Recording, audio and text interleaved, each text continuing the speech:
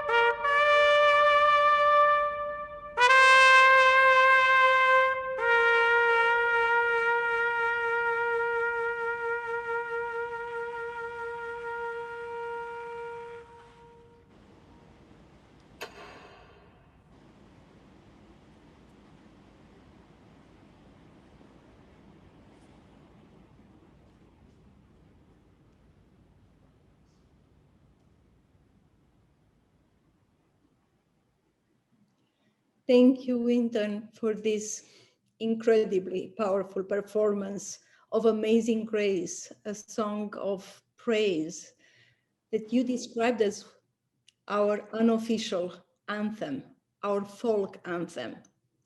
It's so powerful to watch it staged in New York City's Federal Hall, Grand Rotunda, where our nation's first Congress approved in 1789 the Bill of Rights, affirming equality of all.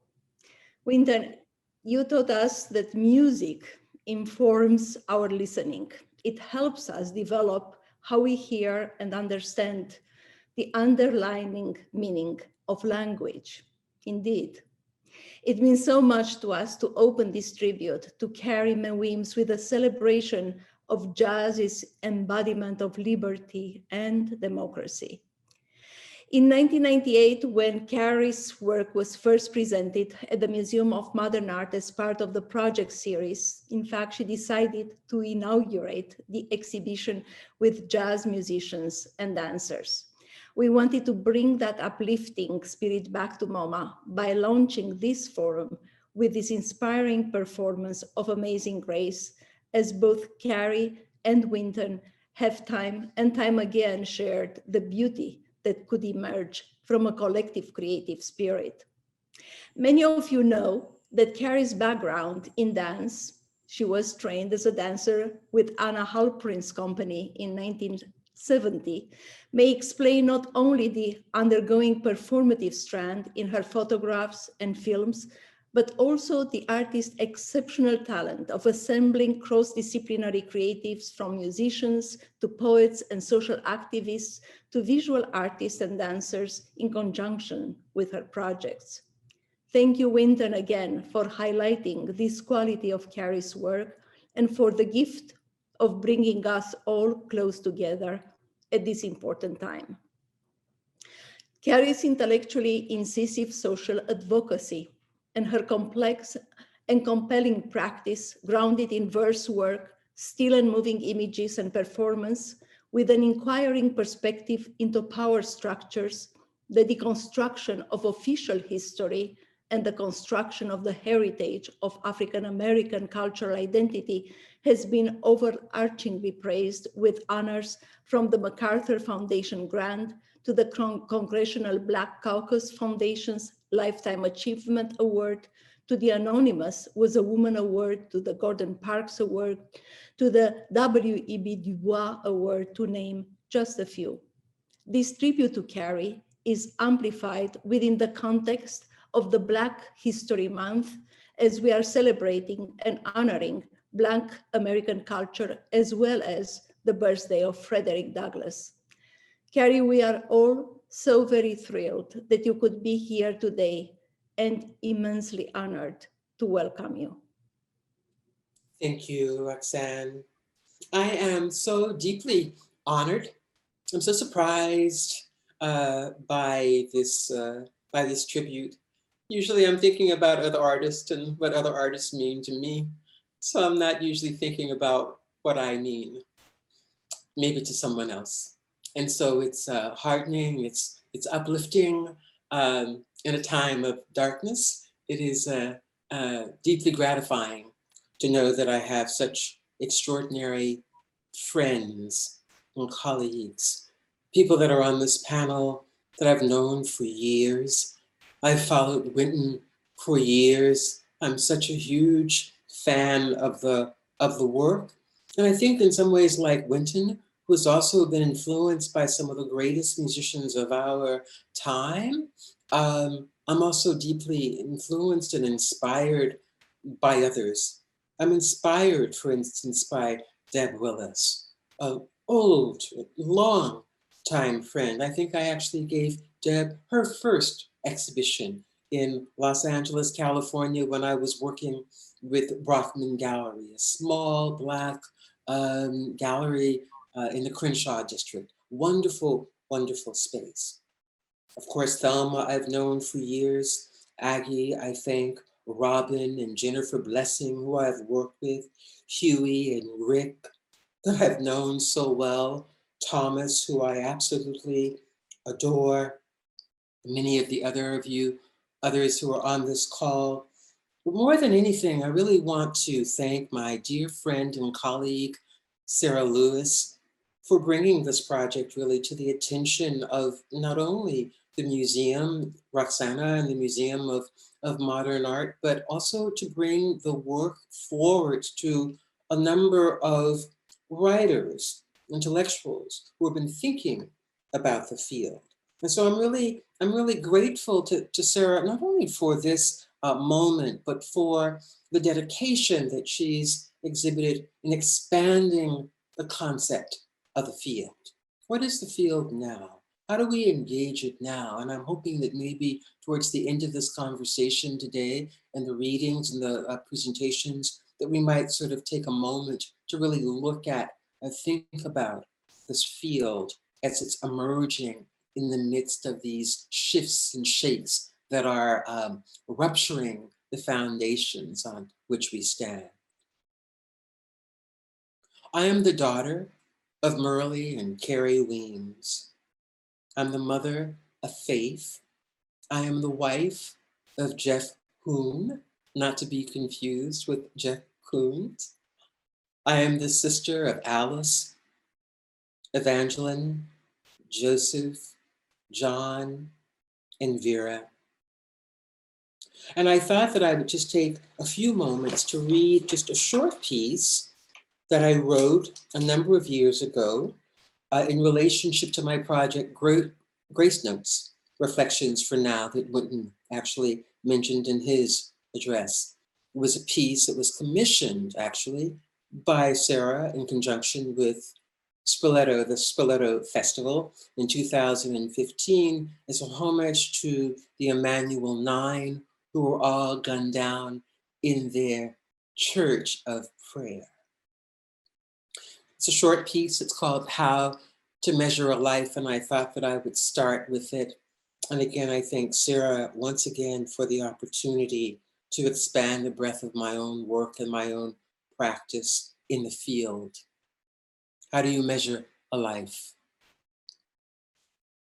In this mystery of all mysteries, in the Alpha and in the Omega, on a day coming in a world without end, I humbly ask, by what means, by what measure do you measure a life? Do you measure it inch by inch, foot by foot, yard by yard, or step by step? Do you measure it by the moments lost or by the moments gained? Do you measure it by yesterday, today, or tomorrow? Do you measure it by the miles walked, the mountains climbed, or the valleys explored? Or do you measure it by the dreams imagined, or by the hopes dashed? Do you measure it by the wise words that have been spoken? Or do you measure it by the sorrow that is often suffered in silence? Or do we measure it by the wealth accumulated, or by the amount spent, by success or by failure, by the mountains, by the monuments that are built, or by the walls scaled, by victories and defeats, large or small? Do we measure it by the forgotten or over the remembered, by all of the near misses, by the exhaustion, or do we measure it by the will, the determination to endure? Or do we measure it by race, by class, by gender, by beauty, by your lover's love or your hater's hate? Do we measure it by pushing against the wind, against the tide, against family and against tradition? Or do we measure it by the suffering of our friends and enemies alike? Do we measure it by the beginning, or do we measure it by the end? Do we measure it by the way we confront life, or by the way we confront death? Or by the number of friends and family that are gathered during a lifetime? Or do we measure it by the remaining few who go as far as they can with you, shedding copious tears when they lay your body down? How do we measure this life? Do we measure it by the road that has been traveled, the journey taken? Do we measure it by the effort, the will, or the drive? Do we measure it by the kindness that has been displayed, the act of living? Or do we measure it by the grace that has been offered, the grace that has been received, and by the grace given? To my friends and my colleagues, I thank you for the honor. There's no greater honor than to be honored and celebrated by your friends and by your colleagues. And I look forward very much to hearing your remarks today. Thank you. Thank you. Thank you so much, Carrie. No words do justice, in fact, in thanking you for this formidable meditation on the quantum of a life and the unrelenting quest, in fact, of making art. And I would say that the past year, perhaps more than others, has been one of reckoning, one of grace, one of reckoning with a long history of inequality, of how art by women, art by artists of color is valued. And it's been, for me personally, an immense privilege and honored to organize this poignantly resonant exhibition from here. I saw what happened and I cried, which offers such an extraordinary space of reflection at the museum, also a space, I would say, of salutation, as it invites us at once to bear witness to the history of systemic racial violence perpetuated by white supremacy, but also informs our own path towards justice. I'm extremely grateful, in fact, to the Friends of Education of the Museum of Modern Art, who have buttressed the foundation where art and social justice intersect, and have generously supported the acquisition of this work back in 1997, allowing us to experience it, to learn from it, and also to share it, to share, in fact, its wisdom with a broad and very diverse public.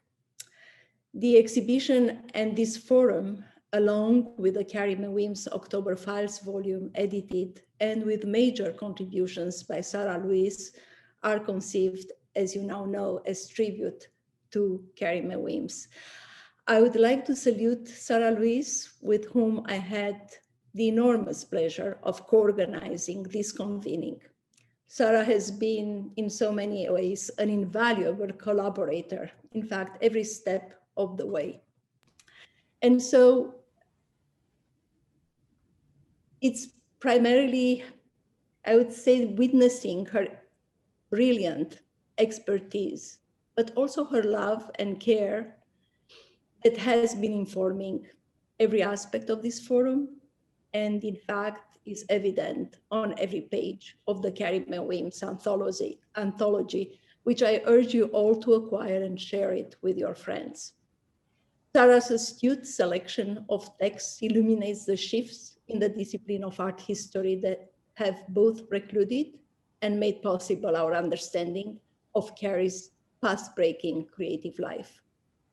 Sarah's scholarly research focuses on the intersection of art, culture, and racial justice, and her award-winning Vision and Justice issue of Aperture magazine received the 2017 Infinity Award for Critical Writing and Research from the International Center of Photography, and launched the larger Vision and Justice project based on the topic of the core curriculum course at Harvard University. I personally follow Sarah's writings everywhere I can, whether in the New York Times, the New Yorker, Art Forum, Art in America, or Aperture. And I very much look forward to her book on race, whiteness, and photography coming out this year from Harvard University Press. Sarah, welcome, and thank you for it all. Roxana, thank you so much for that kind introduction. What a joy it's been to work with you on this extraordinary event. What a joy it is to celebrate the ongoing magisterial body of work by the visionary Carrie Mae Weems. The opening remarks by you, Roxana, and by Wynton Marsalis, and by you, Carrie, have, I feel, given this event a magisterial kind of quality, a tone that comes when an artist affects that rare alchemical transformation over time by asking questions so fundamental that they can shift how it is we see the contours of the world around us. How do we measure a life? This event is a double celebration, as you've heard. It is in part to salute the first anthology of scholarship on Carrie Mae Weems' work as part of the October Files series for MIT Press. Now, creating an anthology can seem a straightforward process, as it requires that you largely republish existing essays and commission a few new ones. However, the organization of this one disclosed a pattern that illuminated a sense of what it took to arrive at this moment, to be able to honor Carrie Mae Weems here, now. So what I discussed with Carrie is that I would share some of the introduction of the volume with you all today, as it examines how her work both shifted the discipline of art history, or rather compelled it to shift itself. I do so because if there's any solemnity to this celebration, I think it's because we're gathered both to salute the work of Carrie Mae Weems and to mark the precise nature of her investigations that have changed the field. However, I first want to offer my gratitude to those with whom this book would not be possible, and I'd ask for your patience as I mention them all now. Christine Garnier.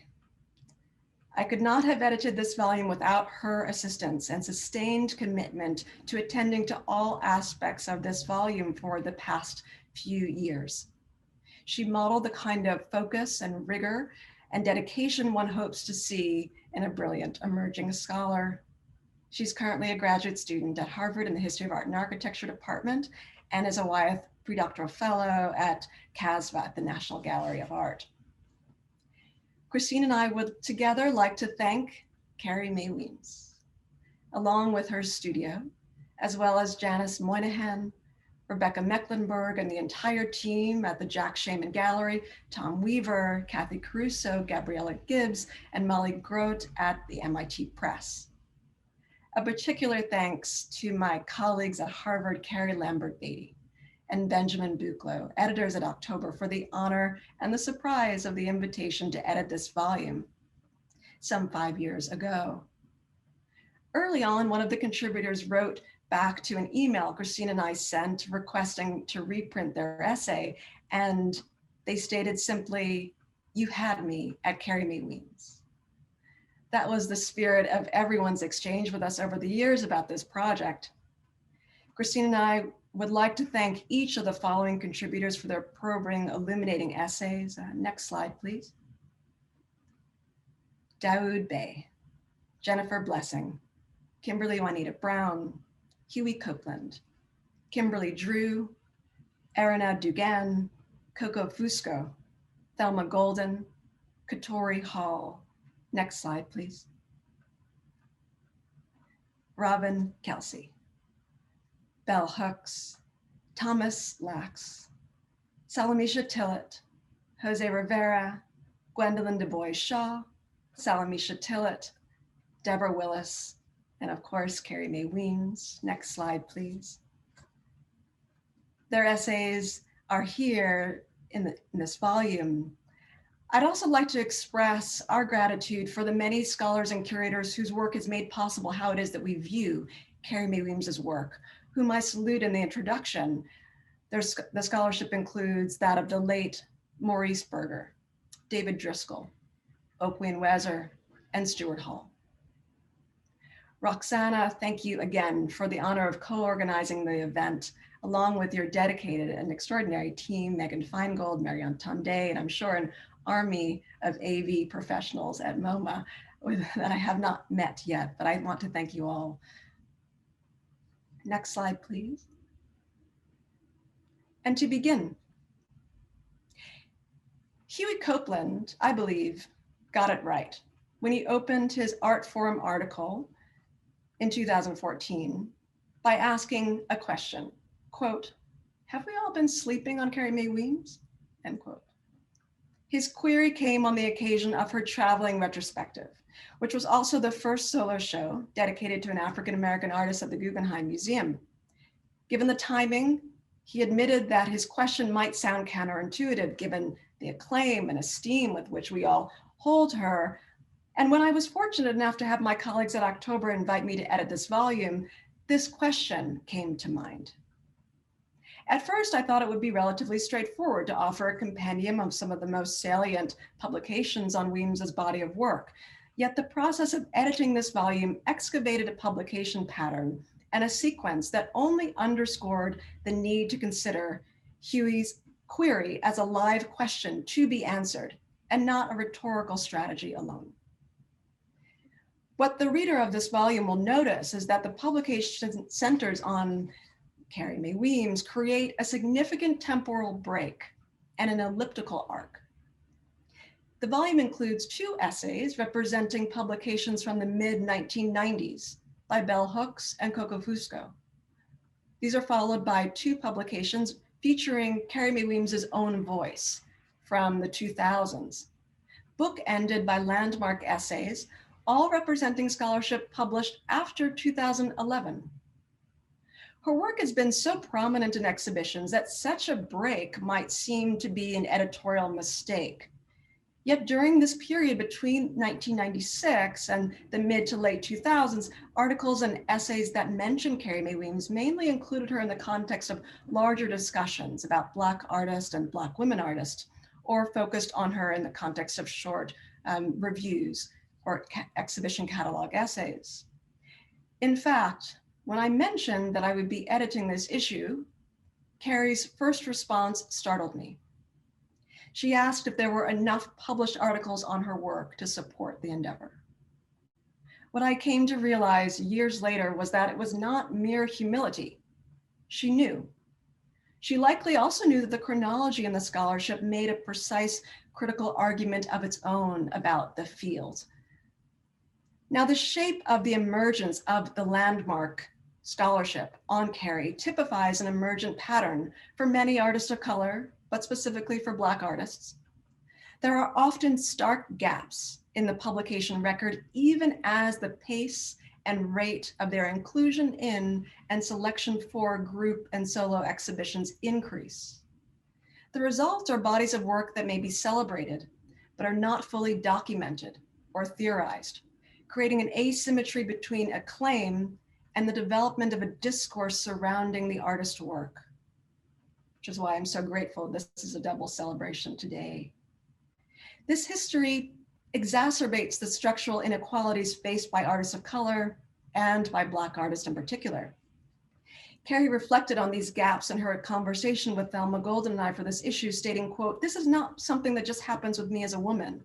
It has happened consistently with African-American artistic practice, and I think it's one of the downfalls of the field to not really take it on," end quote.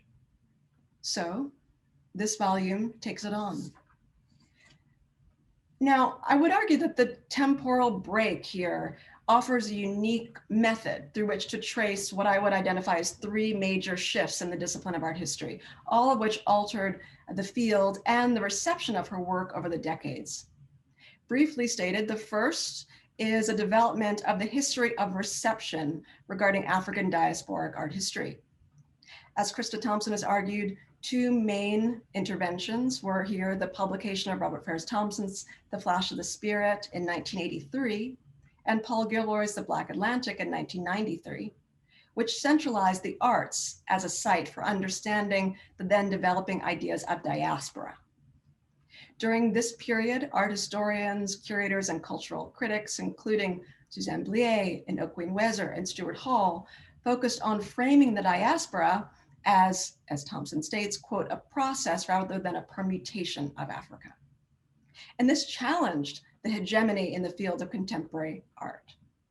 A second important shift in this time was cemented as scholars, including David Driscoll and Richard Powell and Coben Mercer, demonstrated and insisted on the imbrication of modernism with African-American and African diasporic artistic practice through foundational text from Black art and culture in the 20th century from 1997 to Coben Mercer's series of books for annotating arts histories.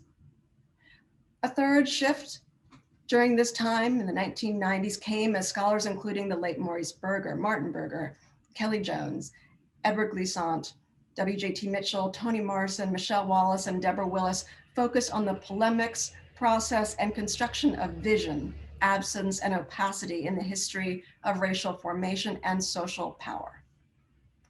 Now, if there's any benefit to this belated reception that this meant for Carrie Mae Weems's work, it is that her focus and stage became not the marketplace, but the drama of history. Her non-market oriented approach positioned her to fully occupy the role, as Catherine Delmez has put it, of being, quote, "history's ghost," end quote. What emerged was a practice defined by an aesthetics of reckoning, works designed to force a confrontation with the unspeakable, allied to those who have been forgotten and unnamed, marshaled to examine the subjective construction of beauty and the biased formation of the history of power. So this volume is as much about Carrie Mae Weems's work as it is an offering to the field, a prompt to fully reckon with what shaped and structured the patterns surrounding the critical reception of her practice. It's with the knowledge of these three methodological shifts that one can best understand the inevitable periodization of the scholarship in this volume. One is able to see, for example, how prescient and significant it was to have, as one example, Bell Hooks writing in the 1990s about Weems's anti-colonialist aesthetic. One can better understand too, for example, why the publication of the Kitchen Table series work came over 25 years after its creation, or why this volume treats Carrie Mae Weems's interviews, her voice, as vital archival documents. Over time, the dynamic I'm describing turned her into one of the best analysts of her own body of work. Next slide, please. So let me say in closing that I think it's possible to take Huey Copland's insightful question even further and ask, can one grasp the developments of the intertwined fields of modernism, contemporary, African-American, African diasporic, and American art without understanding the interventions of and scholarly patterns surrounding the work of Carrie Mae Weems? I think this tribute is a testament to the fact that the answer is no, we cannot. This October file, published by MIT Press, is a salute to the work of a prodigious artist who has irrevocably impacted the discipline of art history and the humanities at large. It is a tribute as well to the scholars, artists, and curators who knew this would be the case all along. It is a celebration of what together Carrie Mae Weems and her interlocutors have achieved, a critical inquiry into her aesthetics that have occasioned a fundamental shift in envisioning the history of power so searing that her body of work can seem, as one of my students at Harvard put it, as if one has glimpsed an oracle. Carrie, much love and respect and appreciation for you, as you know. Thank you so very much. Heartfelt thanks, Sarah, actually, for this extraordinarily insightful history of reception of Carrie's work. It is now my great pleasure to welcome Carrie Lambert-Beatty, Professor of History of Art and Architecture and of Art, Film, and Visual Studies at Harvard University, and Director of Graduate Studies for the PhD in Film and Visual Studies. He is an editor of October magazine and also the anchor, along with Benjamin Buchloch, of the Carrie Mae Weems October Files anthology. An art historian with a focus from the 1960s to the present and a special interest in performance in a very expanded sense. She is currently at work on a book for University of Chicago Press, expanding on her 2009 October magazine essay, Make Believe, Parafiction, and Plausibility. In the past decade, one of her chief research concerns has been the potential and limits of political art in contemporary practice, which she has explored through work on hybrids of art and activism, such as Women on Waves and the Yes Men.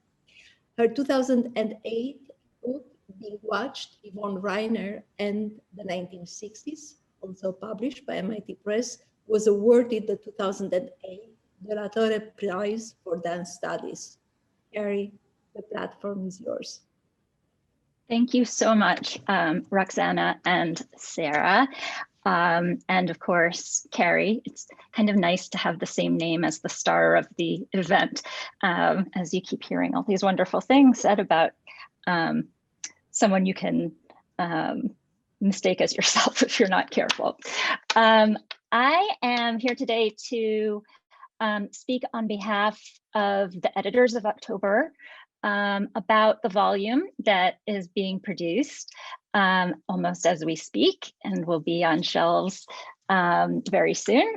And to give a little bit of context for the series and what this volume means to October and I think to a much wider field. So October books, and in addition to the October magazine, October books have been published by MIT Press for a long time. Here's a lovely example of one. And they tend to be monographic and written by single authors, even when they're a collection of essays. In the late 90s, I remember a meeting when the idea for October Files was floated and this is one of those little mysteries of history where the exact moment of the inception of the idea is a little cloudy, but certainly Hal Foster and Benjamin Buchloh and Rosalind Krauss were key players in launching it.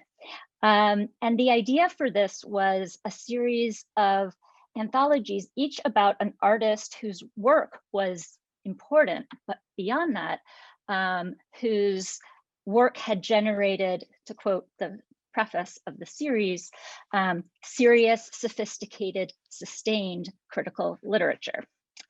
The reason for this choice was intellectual. The books were meant to be to give us a history of criticism at the same time as they gave us a history of thought about particular artists. It was also practical because this particular series was going to be much less expensive than artist books, much less without glossy illustrations because all of the essays had previously been published. The design would be simple and uniform. So the series began. I remember as a graduate student at that time myself, and somebody who was working for October part-time, and as the one who cashed and wrote the checks for that organization, I remember that its checkbook balance was almost as precarious as my own. So the idea that we would produce these books that somebody like me could more easily afford and that would generate some income for our series was very exciting. And so it began. But of course, the whole rationale for this series set up certain problems. I think they go back to this idea of artists whose work has generated a sustained, serious, and sophisticated critical literature. Because of course, it's not the work that generates such literature, it's critics, editors, and publishers who have to take the initiative to respond and theorize and create that kind of writing. As Sarah was explaining, this leaves huge gaps if we are measuring, if we're looking for the set of artists who have generated such a literature. And it's because our series was meant to reproduce bring together the critical work that had been done, and could only therefore focus on the artists whose work there was this critical literature about, it perpetuated its own exclusions and became, and enshrined them, in fact, and demonstrated that power doesn't need any individual act of ill will to sustain itself, but only structures that can perpetuate inequalities and oversights and inaccuracies, really, in the historical record, since it would no longer be possible to think about the field of art and photography since the 1990s without thinking deeply and seriously about Carrie Mae Weems. So by the time this problem had become obvious, we had published some 20 volumes. They look like this one, John Cage. But luckily, we had also by that time gotten to know Sarah Lewis, who was a newly hired assistant professor then at Harvard University. And little did we know that at the moment we asked if she would like to take on this editorial role to produce a files, just what the challenge was that we were offering. So we hadn't realized at that point I think, how our own blind spots related to the blind spots of the wider field and the kind of sustained, serious, and sophisticated critical projects that we were trying to anthologize. And so we also didn't realize quite what a job we were giving Sarah at the moment when we asked her if she would like to edit this. And with typical Sarah Lewis style, she proceeded to throw in an enormous amount of energy, imagination, and effort, contributing not only the introduction to the volume that you just heard part of, but also a new interview with Carrie Mae Weems and Thelma Golden, never published before, that will be in the volume. And also, as another kind of expression of the same problem that Sarah was talking about, she brought together 19 texts. In Cage's October files, there are 8, because those are the long sustained essays that venues like October had given space to in the past. So Sarah had to bring together these 19 essays, luckily with the able assistance of Christine Garnier. And then, as if that wasn't enough, Sarah brought one more bit of novelty and improvement to the October book series by insisting, of course, very politely, that that we had to have illustrations in color to represent Carrie Mae Weems's work. And of course, part of the idea of the series having been this economical little venture is that we had very few illustrations, and certainly only in black and white. And so that to me seems like this beautiful way that the volume itself will embody the transformation that I think it represents, and the kind of renewal for October books and for this thing called the field more generally. I think that when you're all able to have the book and read through it and think about Carrie's work in relationship to the criticism that's been brought together there and generated there, one of the inescapable conclusions is that the enterprise of criticism and of scholarship on art doesn't, just because it is serious and sustained and sophisticated, that does not mean that it is not at its best suffused with love and even generative of something like grace. So we thank Sarah and we thank Carrie Mae Weems. And we look forward to celebrating with you in person someday with physical books at hand. Thank you. Thank you, Carrie, for contextualizing the history of this particular anthology within the October 5 series. Truly fascinating. Now, with so much admiration and respect, I'd like to welcome Deborah Willis, University Professor, Chair of the Department of Photography and Imaging at the Tisch School of the Arts, and Director of the Institute of African American Affairs at New York University. She is also a celebrated photographer, as you heard earlier from Carrie Mae Weems. She's definitely an acclaimed historian of photography. She is also a MacArthur and Guggenheim Fellow and the leading scholar in the investigation and recovery of the legacy of African American photography. Deb has authored texts related to and independent of exhibitions such as Picturing Us, African American Identity in Photography, 1994, Posing Beauty, African American Images from the 1890s to the present, 2009, and Out of Fashion Photography, Embracing Beauty in 2013. She also received the NAACP Image Award in 2014 for her co-authored book, Envisioning Emancipation, Black American at the End of Slavery, and in 2015 for the documentary Through a Lens Darkly, inspired by her book, Reflections in Black, A History of Black Photographers 1840 to the present. Deb? Thank you. What an honor to be here. Just to even to remember in terms of 1974, when I received a letter from Carrie Mae Weems, and we didn't have the internet then, so it's really exciting to be here and to share in Carrie's celebration, but to think about Carrie in terms of democracy.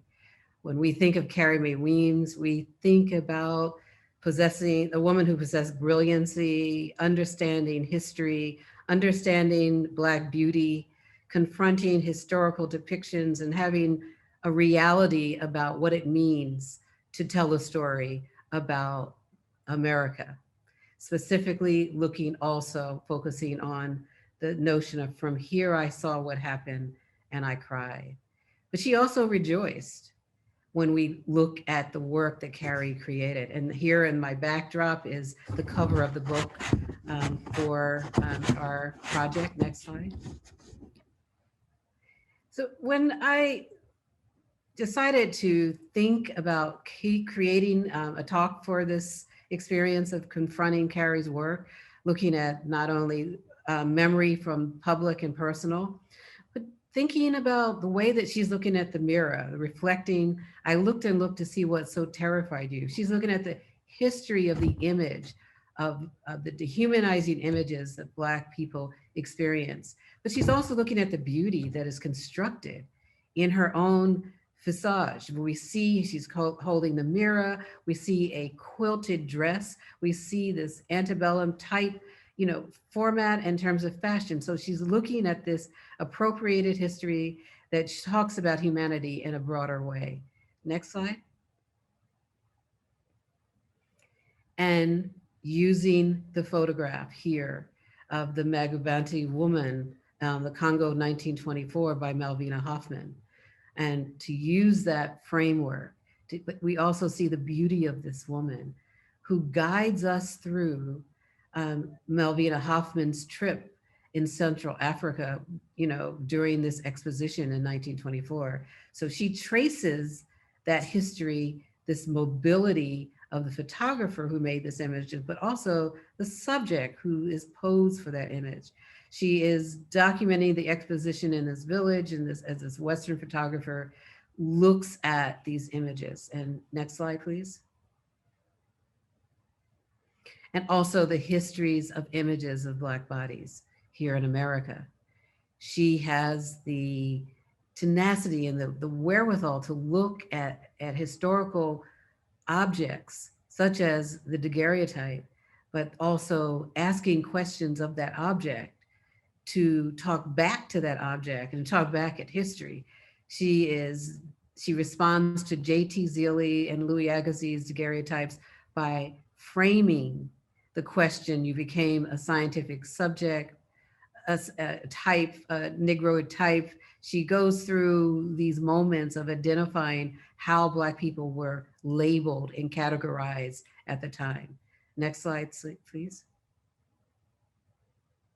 And to connect that history, we see an image of Marguerite, an 8x10 tintype of a formerly enslaved woman posing as Carrie posed in that initial image, as I looked and looked to see what terrified you. Marguerite is saying the exact same thing, hand on hip. You see me, I see you. Next slide. And to think of the work of Carrie connecting to Ida B. Wells, connecting to her phrase, the way to right wrongs is to turn the light of truth upon them. And Carrie has been doing that for years in terms of the way that she is confronting truth, confronting imagery of Black women, and following in the lineage of Ida B. Wells. Next slide, please. And to think about images of women and the stories that we share with love and storytelling. One of the experiences I share with Carrie is the love of images that we have, and the love of and the fun that we have. Fun is part of our life, and the songs that we share. And this is a portrait of Helen Amelia Logan, who was the fiance of one of the Douglas's sons, and here she is posed in Syracuse, New York, in a studio in the 1860s. Next slide, please. And I just published a book, on the Black Civil War soldier, and Carrie is a part of that book, part of that story. And I used one of her images, and as again, she uses the red as a framing of history, framing of the blood that has poured on the land, but through our bodies. And she looks at the Civil War soldier monument that's in Boston, and she writes, "Restless after the longest winter, you marched and marched and marched." She understands the experience of the Black Civil War soldier and the neglect in terms of the experience of not knowing their histories, not knowing their experiences, and having this opportunity to create this in her series of photographs. Next slide, please. Central to it is the album, Her Family Story, Always Thinking of You. She always considers her family in her projects, from the kitchen table series to Women at Work, to Women Dressed, to Women Enjoying the Exchange of the Gaze. And that's something that we appreciate when we're looking at her images. She's looking back at us, we are looking back at history, and that's that exchange that happens continuously through the photographic album. Next slide, please. And one of my favorite projects that Carrie created, If You Lose Me, If You Should Lose Me, for this period of the affirmative action, what it means to think about the Dee Dee Sharp, If You Lose Me, that song, that rhythm and blues, that sound, but also connecting to the work of Zora Neale Hurston. And the two of them, as anthropologists and folklorists, as performers, and the joy that they both share. And I love the fact that Carrie invited me to be a part of her research on Zora Neale Hurston, but this is the experience that I connected to. Sometimes I feel discriminated against, but it does not make me angry. It merely astonishes me. How can anyone deny themselves the pleasure of my company? It's beyond me. That's Carrie. Just the fact that she created this piece, If You Lose Me, how could you experience a life without me? Next slide, please. Kitchen table series, sharing moments of love and respect. Who in your family taught you how to put lipstick on? Was it your mother? Rarely it was your mother. It was that aunt that we loved to listen to watch her get dressed, to watch her prepare us for life, sharing multiple stories, looking in that mirror. And the aunt that you want to sit at the knee when you're having your hair braided, to listen to her life stories. Carrie uses that kitchen table in that way. Love it, love it. Next. And expanding the globe. The experience of how she's traveling through her roaming series, the looking at the land, but also reflecting on recent migration and also the Middle Passage as we look at the sea, as we look at what's next at the edge of time in ancient Rome. She is the witness that carries us through history. Next slide, please. Through the British Museum, next slide, please. To the safety curtain, next slide, please.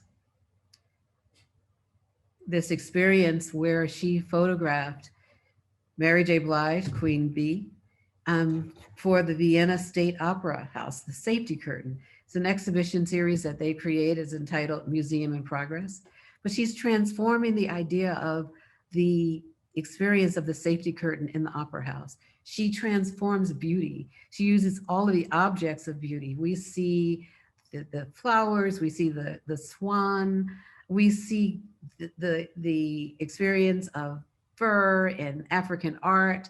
We see food, we see the sense of pleasure. And that's what Carrie is having, the audience having that experience of the exchange as they wait for the opera. She is formalizing that sense of pleasure that they're going to experience, but also seeing this Black beauty, Queen Bee, on stage as Carrie recreates and restages this experience and reimagine the experience of this new narrative of beauty. Next slide. And The Anointed. That's where we see Carrie Mae Weems. Next slide. Thank you. Thank you, Deb. Thank you so much for sharing a love of images in this very beautiful homage of yours. And now it is my greatest pleasure to welcome Agnes Gand, President Emerita and Life Trustee of the Museum of Modern Art and Chair of PS1's Diversity, Equity, and Inclusion Committee. After joining MoMA's board in 1976, Aggie served as its president from 1991 to 2002.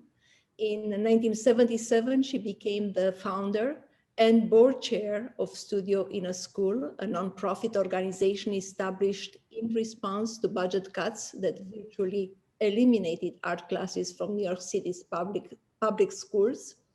In 1997, Aggie received the National Medal of Arts from President Clinton. And as a philanthropist and collector of modern and contemporary art, Aggie also serves on the board of directors for Chess in the Schools in New York, Cleveland Museum of Art, Foundation for Contemporary Arts, New York, Foundation for Art and Preservation in Embassies, Washington, DC, and the Morgan Library and Museum. Aggie is co-founder and chair of the Center for Curatorial Leadership and is a longtime champion of racial justice and the founder of the Art for Justice Fund, a civic leader and staunch supporter of education, women's issues, and environmental concerns, among other cultural and social causes. Aggie, you have always been a source of inspiration to me. Thank you for joining us. Thank you, Roxana, so much for asking me to participate in this tribute to Carrie, commemorating both a new presentation of her installation, From Here I Saw What Happened and I Cried, currently on view at MoMA in the Contemporary Galleries, as well as the publication of the first anthology on the scholarship of her work. And here I honor Sarah Lewis and thank her for doing that. I'm so grateful to be asked, and I must confess a little intimidated, with this esteemed list of scholars and academics discussing her work. It is a great honor to speak about Carrie, an artist and a person who I greatly admire and have been lucky enough to know for quite some time.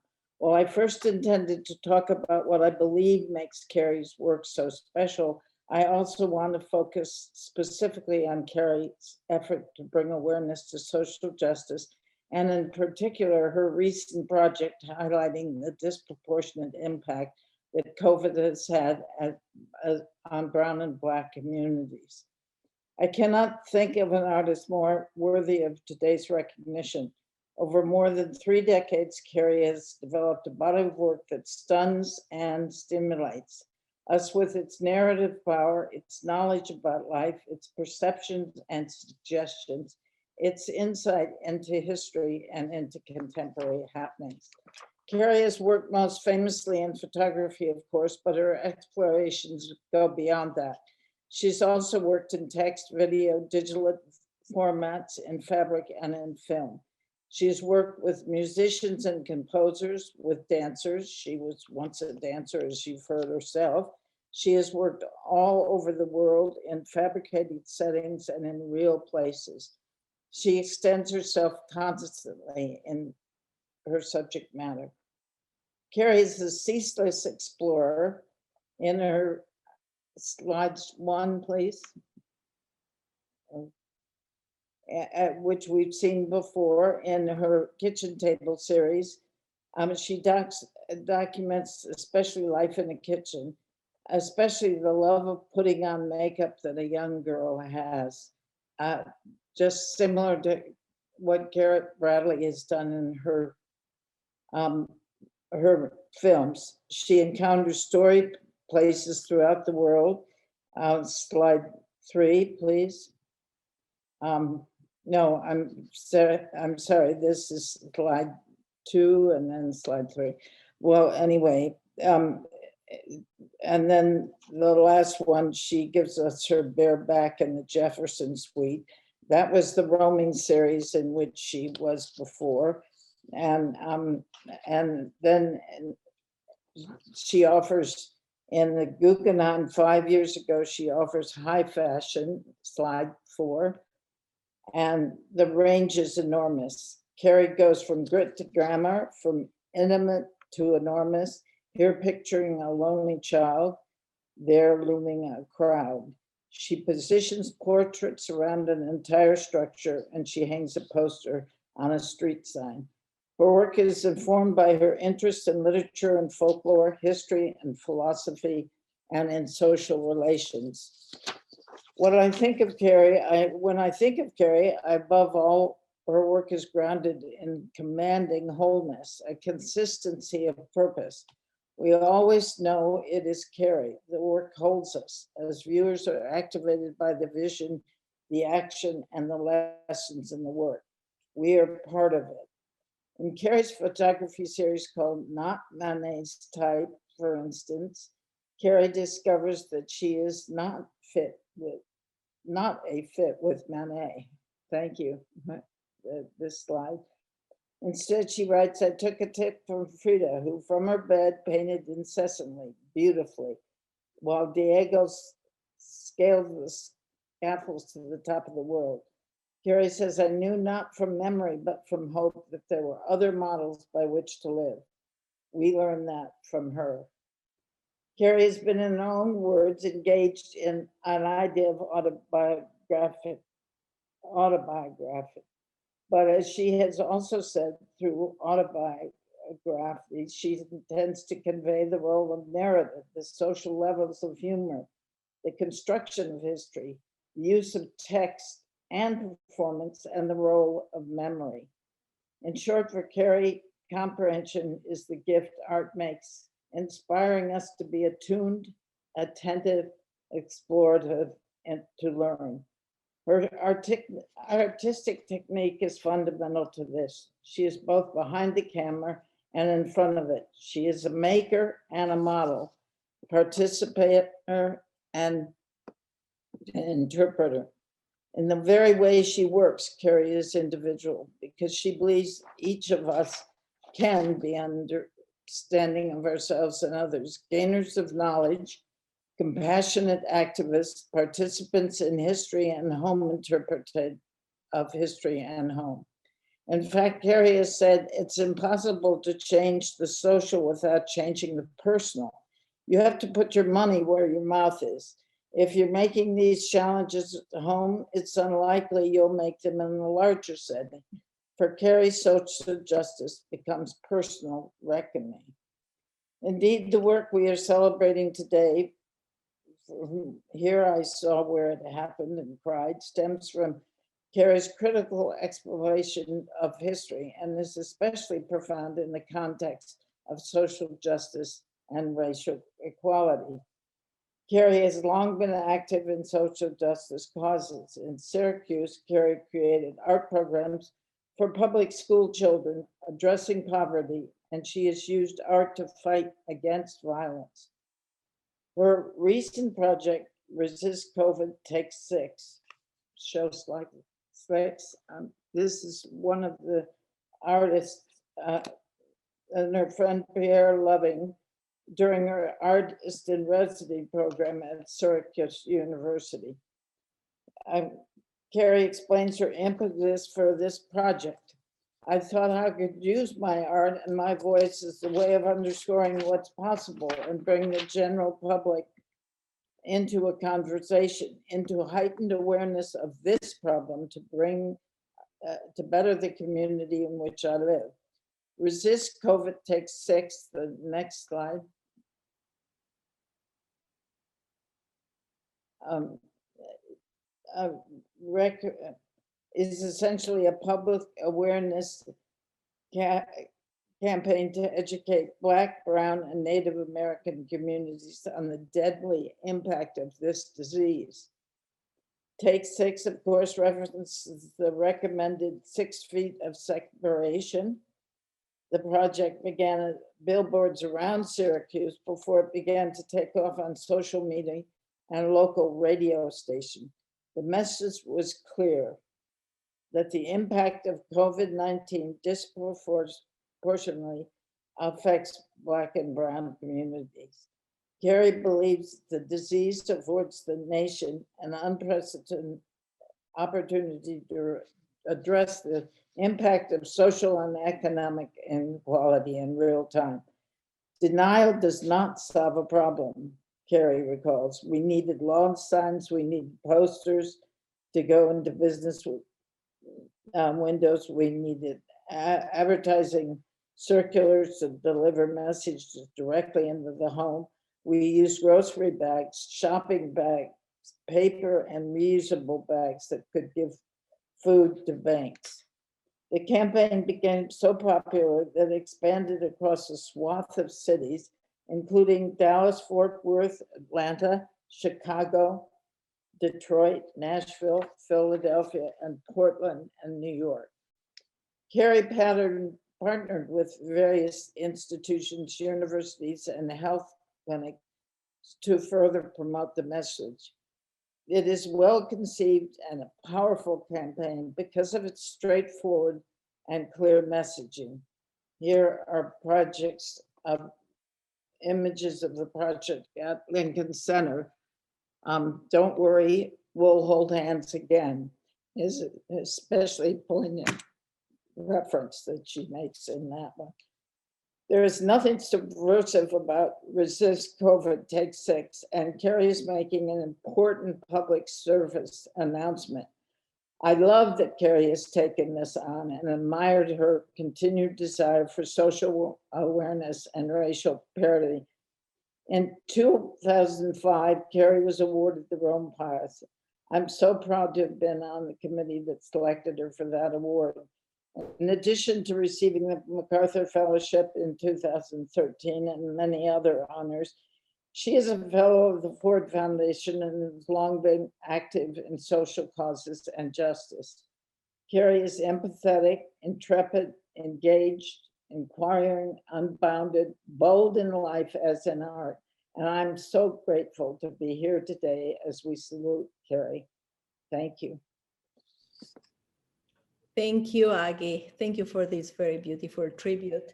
The next speaker that I have the great honor to welcome is Thelma Golden, Director and Chief Curator of the Studio Museum in Harlem, the place that Carrie Mae Weems calls my home away from home.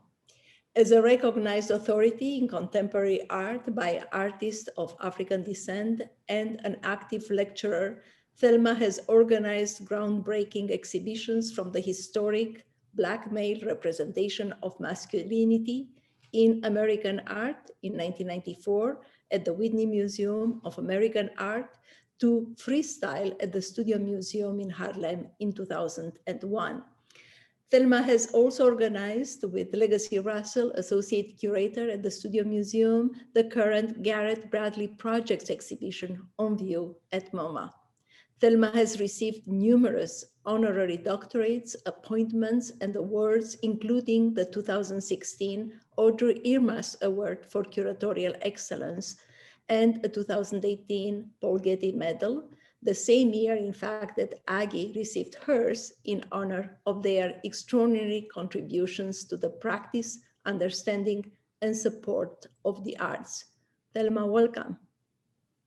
Thank you, Roxana. It is such a great honor and a pleasure to be here. Good afternoon to everyone who is joining us.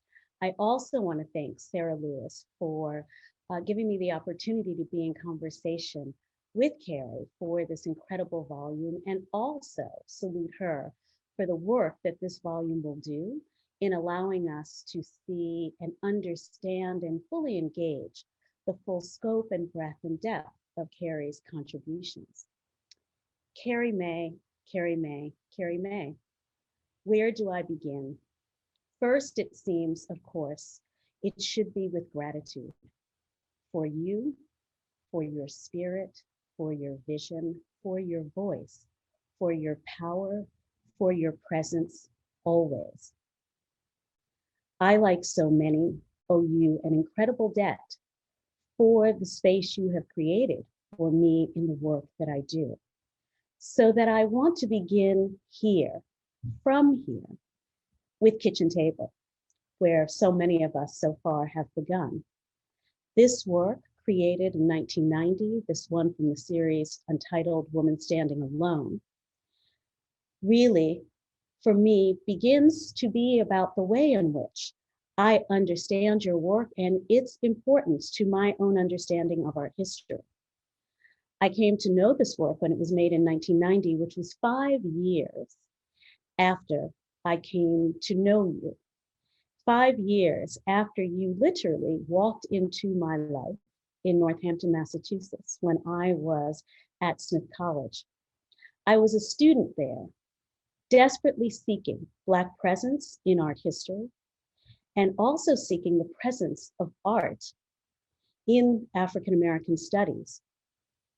I was seeking to understand where the spirit of Black people were and could be in museums, and looking very much for my own voice that was forming around all of these ideas.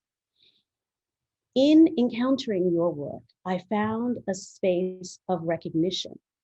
And you, in many ways, through this work, this particular work, Kitchen Table series, led me to my future as a curator and to the future of our work together when this series of work was included in my 1994 exhibition, Blackmail. In many ways, Carrie, you led me to museums.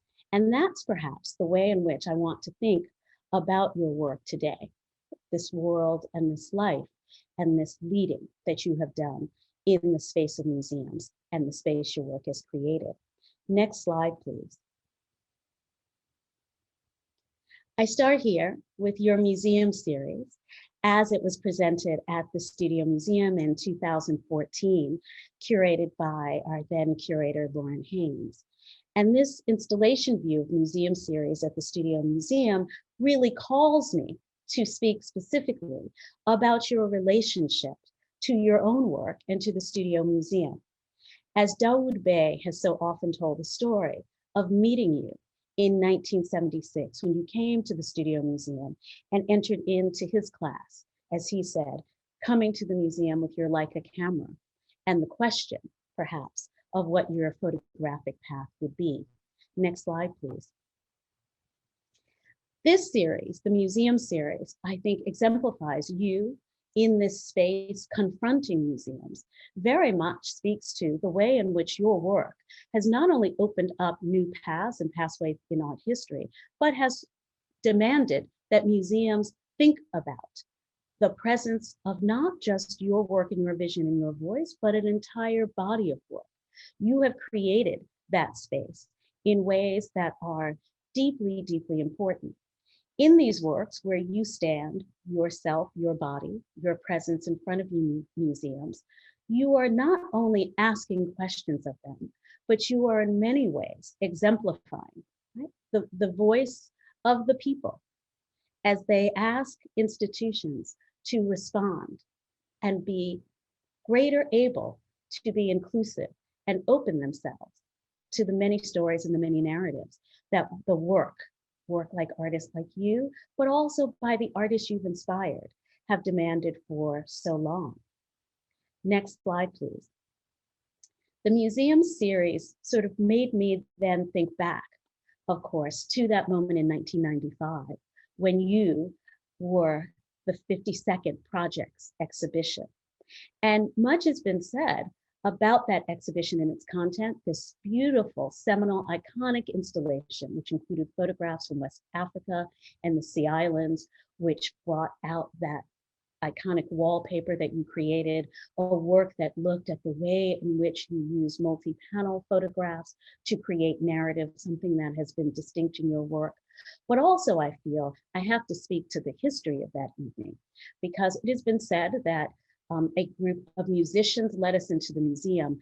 But as someone who was there, I have to say that is not what happened at all. What happened was that Carrie did what she has done from that moment on, which is that when she has been invited in, she has brought us all with her. And that's what that evening felt like. You opened the doors of the Museum of Modern Art and in effect opened up a deep, profound sense of museum and what it could be. Next slide, please. When I think of this installation, I think that it not only gave us a sense of the way in which you thought deeply and profoundly about modernism, the ways in which modernisms have created a new way for us to think and understand the contributions of artists and artworks of African descent, but also the way in which in this space, you opened up the possibility of what was to come. I thought of this evening often as I was installing Garrett Bradley's current projects exhibition at the Museum of Modern Art that we installed as your work, From Here I Saw What Happened, was installed upstairs. That line, Carrie, that way in which you are always creating for us the opportunity to change space is an important gift, and I'm grateful for it. Next slide, please. What this really is about is the way in which your work has lived in institutions, but also the way in which you have sought for all of us to exist in institutions. So whether it be the way in which the Studio Museum, a place that you found in 1976, in our first home, the way in which your work existed in what now I have to call, with great respect and nostalgia, our former home at 144 West 125th Street as we begin to create and now are constructing our new home, but the way in which your work has spoken to this idea of community, right? Not community as it might be understood in its most narrow designation, but the one where it is a generative space in which your sense of art making, your sense of aesthetics, of image making, your sense of the possibility of art is ground in your deep, profound sense of the importance of narratives, your importance of representation, and the importance of recognition. Here, your colored people grid. Next slide, please. So the gratitude I feel is a gratitude on behalf of the field, Carrie, because as an artist, you've been an advocate, you've been an activist. You have allowed your work to not only engage audiences, but to create for us in institutions a real sense of what our role needs to be in writing art histories, curating exhibitions that open themselves to new voices and new visions. So we salute you today for the rigor of your work, its capacious intellect, resounding beauty, for your love and grace, which is bound deeply to hope, to faith, and justice, that have made us all see and feel your voice and vision, and also made us understand and be inspired by the power and possibility through our engagement with art of understanding our shared humanity. Thank you, Carrie Mae. Thank you, Thelma, for this beautiful and personal tribute, and also for what it means when artists open the doors of museums. I am so thrilled to now introduce Robin Kelsey, the Shirley Carter Burden Professor of Photography and Dean of Arts and Humanities at Harvard University. A specialist in the histories of photography and American art, Robin has published on such topics as the role of chance in photography, geographical survey photography, landscape theory, ecology and historical interpretation, picture theory, and the nexus of art and law. He has received various awards for his scholarship and teaching, including the Arthur Kingsley Porter Prize and the Rosalind Abramson Award.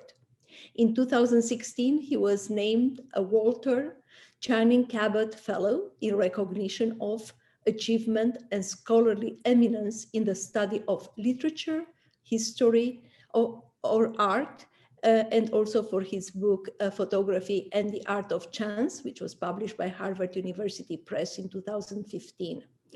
Robin, it's always a great pleasure hearing your insightful presentation. The platform is yours. Roxana, thank you so much. I want to give my heartfelt thanks to you and Sarah and to all who contributed to putting this amazing event together and for making possible the double accomplishment that this event celebrates. It is an honor to renew my engagement with the remarkable body of work of Carrie Mae Weems.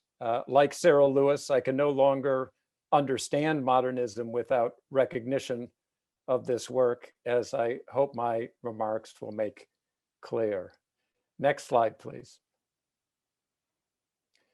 As I reflected on the work of Carrie Mae Weems in preparation for this tribute, I returned, as others have done, to the kitchen table series and to the brilliant way in which it turned inward to the intimacy of the kitchen table to turn the art world outward, opening it up to subjects and experiences that have been long neglected. And Deborah and Aggie and Thelma described some of those subjects and experiences. I marveled again at the way that the images in the series offer spare constellations of objects, as though they can be related to one another syntactically, like a social rebus in theatrical form. A bottle of whiskey, a pair of tumblers, a dish of peanuts, an empty box, some discarded shells, and a cigarette pack. This is a scene of everyday permutation, like the cards in each player's hand at the table, or the hand of solitaire in the culminating image of the series. As I look and read in the kitchen table series, the question I hear is how we play and what we wager. The kitchen table series is deeply resonant for me as an art historian. I think of Julia Margaret Cameron's use of domestic theatricality in 1860s England to literally make space for herself as a woman artist. Next slide, please. And I think of other kitchen tables, such as the many that Picasso depicted. My brilliant colleague, Sarah Lewis, has aptly linked the lamp in the kitchen table series to that of Picasso's Guernica. During the Second World War, the kitchen for many artists was a refuge. Picasso negotiated his confinement by making a series of kitchen table pictures, haunting still lifes into which the war inevitably leaks. Even after the war, as in this lino cut from 1962, Picasso continued to worry about the pressure of the kitchen lamp hanging from the ceiling as if subjecting the fruit below to interrogation. Here is the terrifying side of the Enlightenment after fascism. The lamp in the kitchen table series is subtler, but also not innocent. The play of the figures is one of hint and concealment, eyes turned, mouths covered, cards hidden. The unfiltered brightness of the bulb offers a harsh counterpoint to this delicacy. It both makes and threatens the shadows that give this drama life. Next slide, please. I think of other artists who understood the syntax that the kitchen table can proffer, like Picasso, the German artist Willis, holed up in his kitchen during the war years to investigate how the ingredients and remains of meals could be made to speak to his alienation from the world outside. The art of Picasso and Willis was driven inward by the war, while the kitchen table series feels driven inward by conflicts and rifts and violence of other kinds. The everyday things on the table and on the wall bring the outside in, infiltrate, to inspire, and to haunt. Next slide, please. The work with which the resonance is strongest for me is one that Carrie Mae Weems has often cited as an inspiration, The Sweet Fly Paper of Life, a wonderful small book published in 1955, text by Langston Hughes, with photographs by Roy DeCarava. In The Sweet Fly Paper of Life, Hughes, enlisting DeCarava's photographs, brilliantly used sentiment to interrupt a white discourse on Harlem as an afflicted social effect, to insist instead on Harlem's endogenous human dramas. Made 35 years later, the Kitchen Table series explores a more complicated, more elusive, less sentimental subjectivity, one equally at odds with the prevailing patriarchal discourse of white America. Next slide, please. In certain images, the visual syntax of the Kitchen Table series becomes especially concentrated and stark. A central column of lamp, figure with face buried alongside wine and ashtray and phone, an image ready to receive a host of imagined emotions, grief, disappointment, despondence, loneliness, or acceptance, but ultimately not securely assignable to any particular emotion. The image creates a space for subjectivity that belongs to another, inviting identification, but insisting on self-possession. Next slide, please. Here too, I feel something from the Sweet Fly Paper of Life carried forward.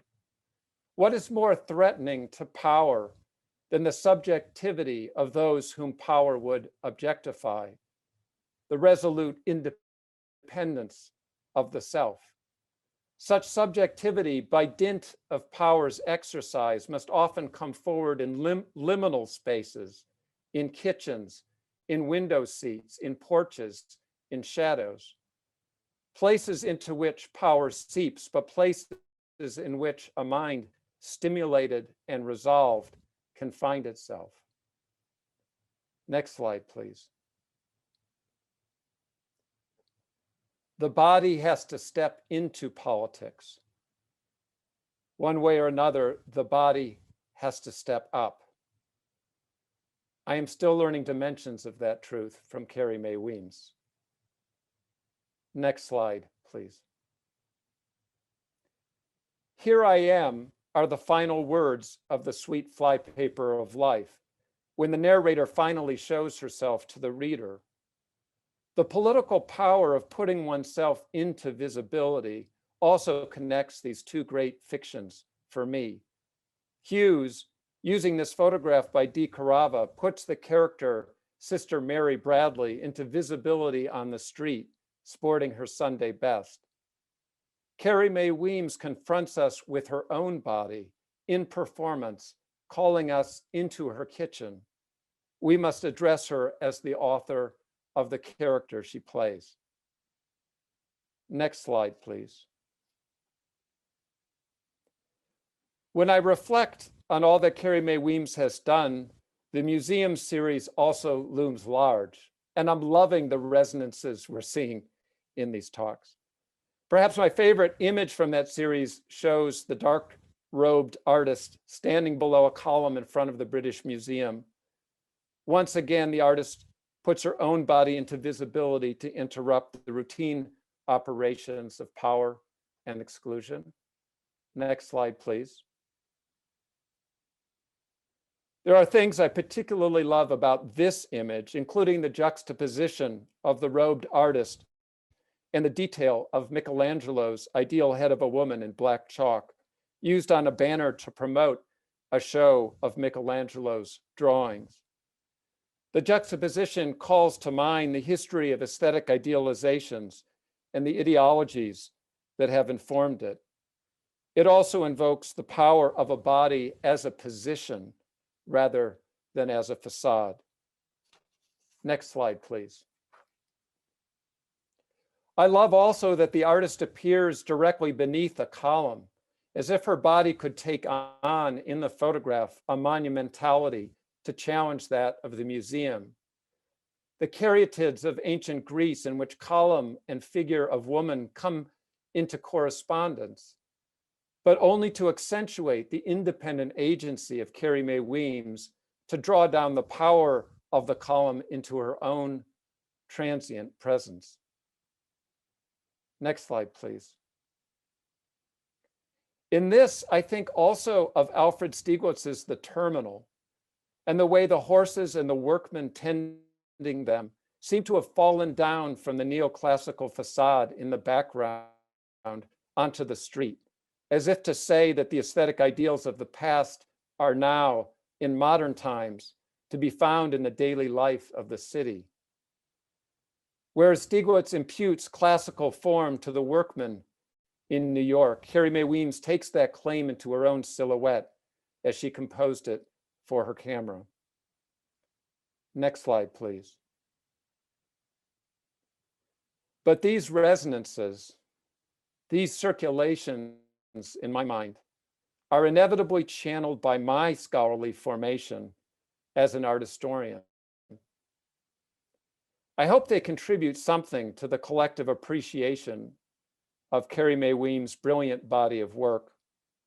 But I recognize that the channels of my associational logic are, to borrow the title of her 1996 series, Framed by Modernism. In my case, framed by modernism as I was taught it. This limitation, this truth, I learned as well from Carrie Mae Weems. Thank you very much. Thank you, Robin, for your most insightful analysis. I think none of us actually could understand any longer modernism without Carrie's work. And I'm delighted now to introduce Huey Copland, the BFC Presidential Associate Professor in the History of Art at the University of Pennsylvania and Andrew Mellon Professor at the National Gallery of Art. His research focuses on modern and contemporary art with an emphasis on articulations of Blackness in the Western visual field, as exemplified in Bound to Appear, Art, Slavery, and the Site of Blackness in Multicultural America, published by Duke University Press in 2013. An editor of October and the contributing editor of Art Forum, Copeland has also published in Art Journal, Camera Obscura, Parquet, Qui Parle, Representations, and Small Acts, as well as in numerous international exhibition catalogs and essay collections, from the award-winning overview, Modern Women, Women Artists at the Museum of Modern Art, to the groundbreaking anthology, Historios Afro-Atlanticos, produced by the Museo de Arte de Sao Paulo. Huey is at work on a manuscript that explores the constitutive role played by fictions of Black womanhood in Western art from the late 18th century to the present. Welcome, Huey. Thank you, Roxana. And good afternoon, everyone. It is truly an honor to attend and to participate in this extraordinary gathering of thinkers in celebration of the pioneering work of Carrie Mae Weems. And for this gift, I too thank all of the symposium organizers at MoMA and beyond for their efforts, especially editor Sarah Lewis, and above all, the artist herself. This event and the publication of the October file that it marks represents a rare opportunity to both reconsider what Weems has taught us and to further explore avenues for thinking with and about her affecting art. Next slide, please. My own contribution to the volume drawn from a 2014 Art Forum article, took Weems's astonishing 2012 moving image projection, Lincoln, Lonnie, and Me, a story in 5 parts, as a point of departure for considering both the ambitions of her practice and its critical uptake. I argued that the newer work, quote, held its own alongside her most renowned photo texts, such as From Here I Saw What Happened and I Cried, and that her art, all too often flattened into a caricature of its reparative content, always cuts deep into the space of representation, asking us to look hard into the image, even when it is patently two-dimensional. Lincoln, Lonnie, and Me freshly reveals how Weems's art draws our attention to worlds both real and imagined that continue to be haunted by apparitions who will have been heard only if we now awake, unquote. With those lines, the essay rather abruptly and provocatively concludes. This afternoon, I want to briefly think through some of the implications of that argument for how we might continue to deepen our seeing of Weems's work, and so ask new questions of its structural operations, particularly in light of recent theoretical approaches to Black women's cultural production, whose range and sophistication provide vital tools for opening up Weems's equally complex photographic practice. Next slide, please. Like many of my colleagues today, especially Robin Kelsey, I cite my inquiry on a photograph from the Kitchen Table series, long noted as a touchstone of Weems' arts and its interventions into conceptual photography and film theory. Over and against a blinkered and biased history of Black women's visual representation in the Western public sphere, here Weems insists on the agency, opacity, and sociality of a Black female being pictured within the less frequently exposed but still vulnerable place of the domestic. The disarming simplicity of Weems's take, its symmetrical framing, relatively shallow depth, and richly graduated gray tones, serves to underline the radicality of her intervention within pictorial traditions inherently oriented away from her being.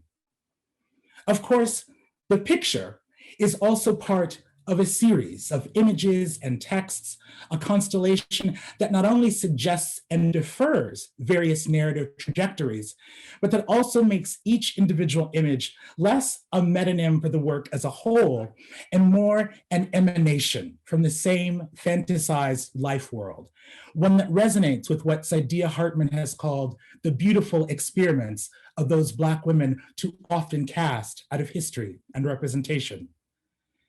In other words, Weems's embrace of seriality and self-reference in the Kitchen Table works, as throughout her oeuvre, can be understood as a Black feminist approach that puts pressure on notions of the singular, the autonomous, the fetish character of both the work of art and the photograph by continuously gesturing to those words and worlds and moments extraneous to the confines of a given image, but intrinsic to the structure of the series as a whole.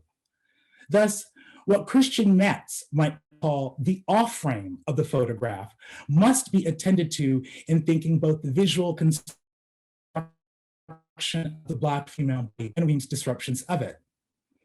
At the same time, each image possesses its own specific visual and narrative off-frame, a beyond whose contours solicit particular historical and factual questions from the viewer.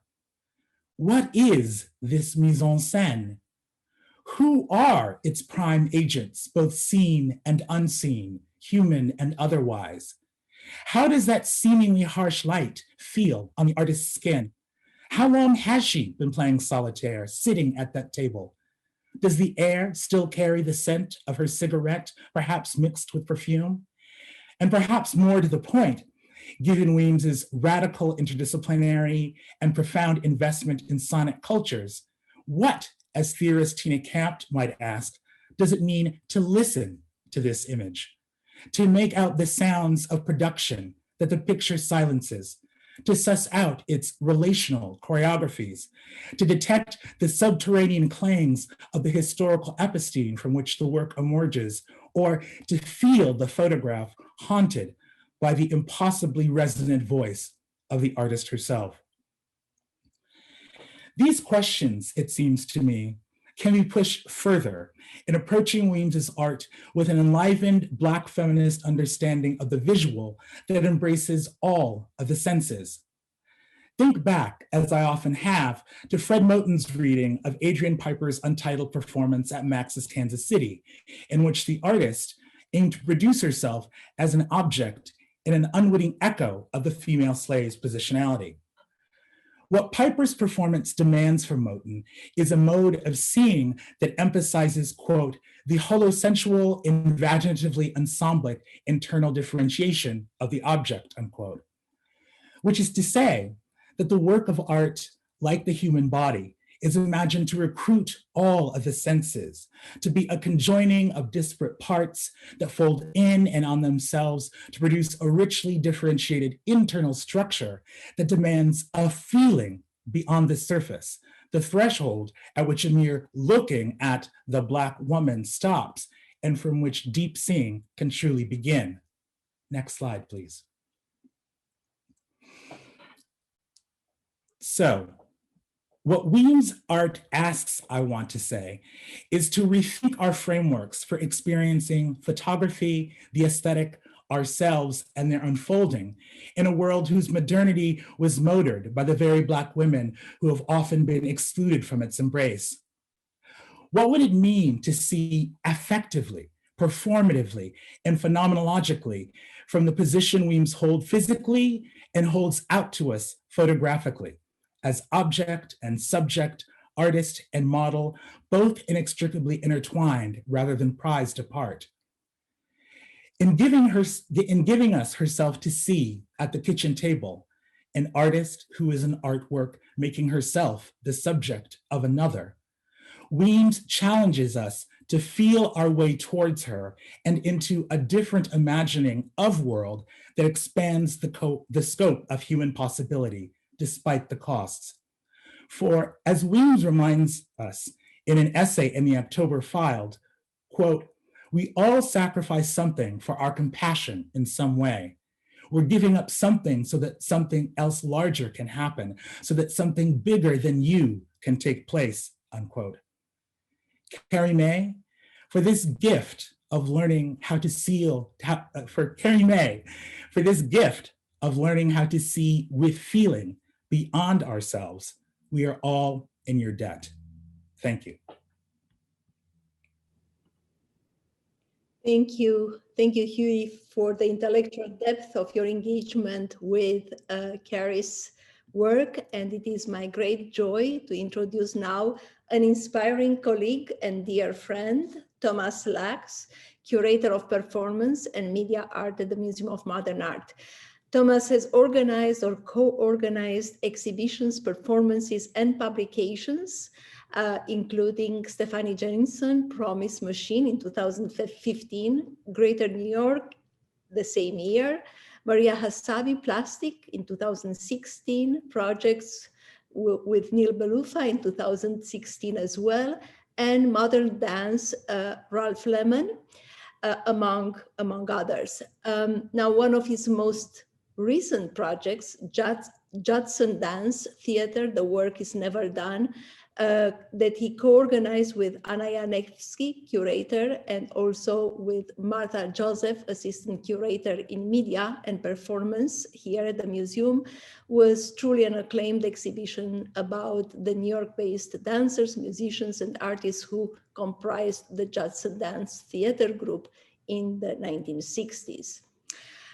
In 2015, Thomas was also awarded the Walter Hobbs Award for Curatorial Achievement, and he was a 2017 Center for Curatorial Leadership Fellow. Thomas is currently at work on the exhibition Just Above Midtown, 1974 to the present. Thank you for joining us, Thomas. Thank you, Roxana. Much of what I know, I learned at a party, like how to dance to Stevie Wonder while standing on top of a bar, or how to listen to a cover song for both its indebtedness and its divergences from its original. like how to summon the dead. We gather to celebrate and to share and to pass on what we know, our love for being together. Much of what Carrie Mae taught me, I learned at her party, like how to bring your whole band when you're invited for a solo show, like how to turn the museum into a home, a site of spiritual offering, or a graveyard, which is to say how to acknowledge what a museum already is to many of us. When Carrie Mae Weems and Sarah Lewis invited me to contribute to this book, they asked me to write about Carrie's convenings, the assembly of interdisciplinary makers, musicians, poets, dancers, visual artists, and writers, which since 2014, she has invited to share collective study and inspiration. In the space of a convening, as she told me, quote, form is mapped and invention is simply unpacked. Next slide, please. In 1995, when Carrie Mae Weems was featured in MoMA's project series, she kicked off the show with a procession into the Midtown Museum during the exhibition opening. Her installation had already smuggled its context with it, transforming the institutional space into a domestic one by covering the museum's white walls with bold graphic wallpaper and placing a work on a folding screen support in the middle of the floor. She transformed the museum into a living room and brought the space to life in real time beyond the gallery walls during the evening celebration, which included a performance that connected the show with the city street. Jazz musicians and dancers occupied 53rd Street as the drummer Craig Harris played his didgeridoo seated on the gallery floor. Not only am I here, Weems' installation proclaimed, but also we have arrived. Next slide, please. Weems has continually considered museums as sites to stage performative actions. In her black and white photographs, the museum series, she stands stolidly with her back turned to the camera, wearing a full-sleeved, floor-length black dress, looking at the world's leading museums and cultural institutions, including the Louvre and Project Row houses. Her physical presence is both emphatic and expectant, placed outside the seats of symbolic and cultural power, yet in majestic and immediate proximity to them. Each image suggests that meaning is made in the intimate space between an institution's architecture and the people who make the daily use of its spaces. Next slide. In addition to museums, Weems has steadily focused her gaze on other vital sites of memorialization, presumed by some to be inert. In Boneyard, from her Sea Island series, for example, 3 photographs of graveyards taken off the coast of South Carolina are paired with a text that details African-American customs for the deceased. Graveyards, like museums, Weems shows us, are not only places where the dead are cared for, they are also ritualized spaces where we come together and pass our time as we make new sense of those who have come before. Next slide. In 2014, Weems co-hosted the pivotal Past Tense Future Perfect with the musician and composer Carl Hancock Rux at the Guggenheim Museum. Weems organized the event on the occasion of her retrospective there, the first for a Black artist at the museum. In doing so, she met the singularity conferred by historical circumstance with the refusal to stand in as the one, and a generosity to bring the rest of us up in the museum with her. Since then, she has organized these convenings and other august institutions, like the Park Avenue Armory, where in 2017, she organized The Shape of Things. Importantly, she has also located her convenings within self-made sanctuaries created by Black artists, including Theaster Gates's Black Artist Retreat at the compound he has steadily built on the south side of Chicago, and with Julie Moretu's pastoral Denniston Hill residency she founded in upstate New York. On a Friday afternoon at the end of April 2014, poet Elizabeth Alexander offered an invocation at Past Tense Future Perfect. She appeared in the rafters of the museum's emboweled New International Style Theater in a wash of purple light. She called roll of the names of artists who were with us, although some of them were no longer physically present. And then she read from her poem, Black Poets Talk About the Dead. She said, After she left us, we felt Mom close. She had passed, but not crossed, and those were good weeks. Her soup in the freezer, perfume in her handkerchiefs, half-empty cups of her tea had grown cold, but bit by bit she left and then was gone. They do that so we can mourn. They do that so we can believe it. It is what it is, wretched work, that we who the dead leave behind must do. There has been too much wretched work of late. The soup containers and teacups have made a mess of our kitchen. And yet we come together under its light.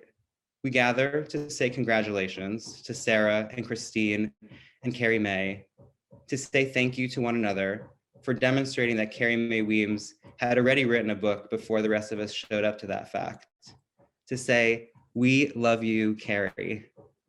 To honor those who have left us, and to make a promise that as soon as we can, we will meet each other in a gallery or in a park or in a graveyard or in a bar to be with one another.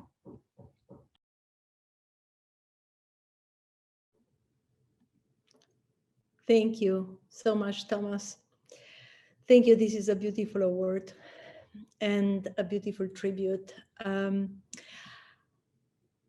would like now to welcome Jennifer Blessing, who is Senior Curator of Photography at the Solomon Guggenheim Museum in New York. She's also been a frequent contributor to our forums on contemporary photography.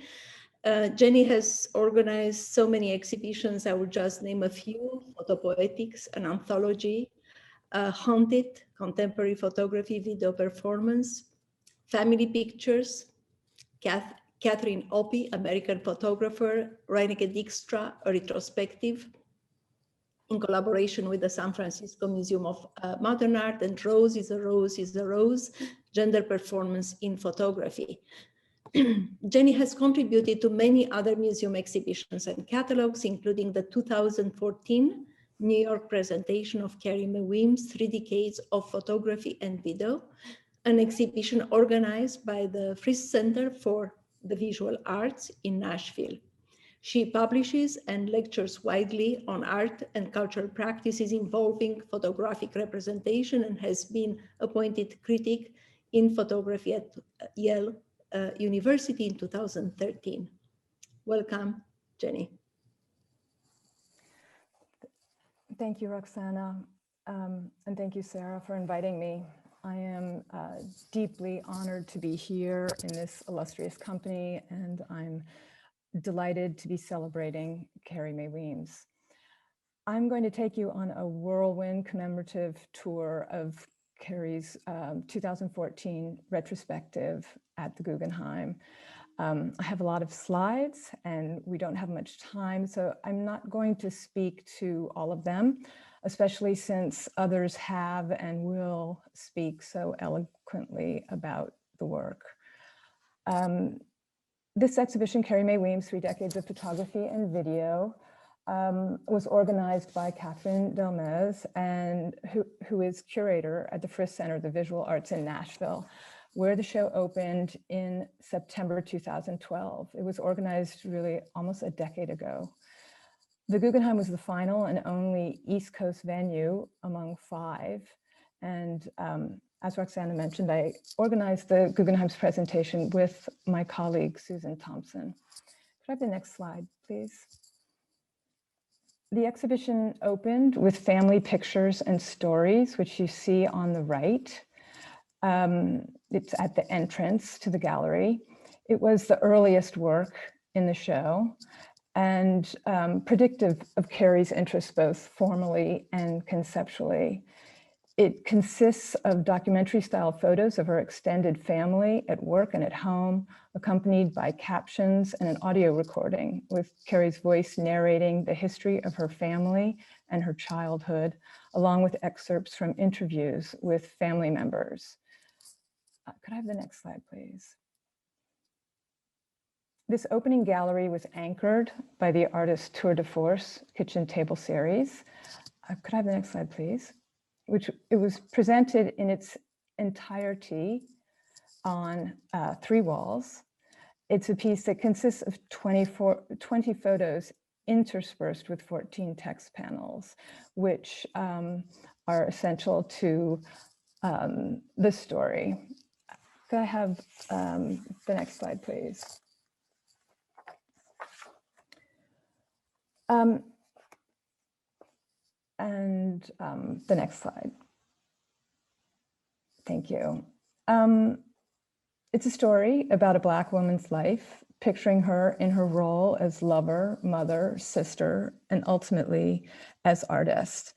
In my modest contribution to the October Files anthology, I tried to conjure this photograph's blues soundtrack through, as Dawood Bey says, the cultural wellspring of references that runs through the work. Maya Angelou's caged bird has won its freedom in this image of a woman content in her solitude. It's interesting to note that Angelou's creative process involved playing solitaire and drinking sherry to, quote unquote, enchant herself into pouring words onto the page. I think what we see here at the end of the kitchen table series is an artist, a self-enchantress, deeply immersed in her work. In this reading, we see the author of the story we just witnessed as an artist who has found her voice, a filmmaker for a cinema that did not yet exist. Could I have the next slide, please?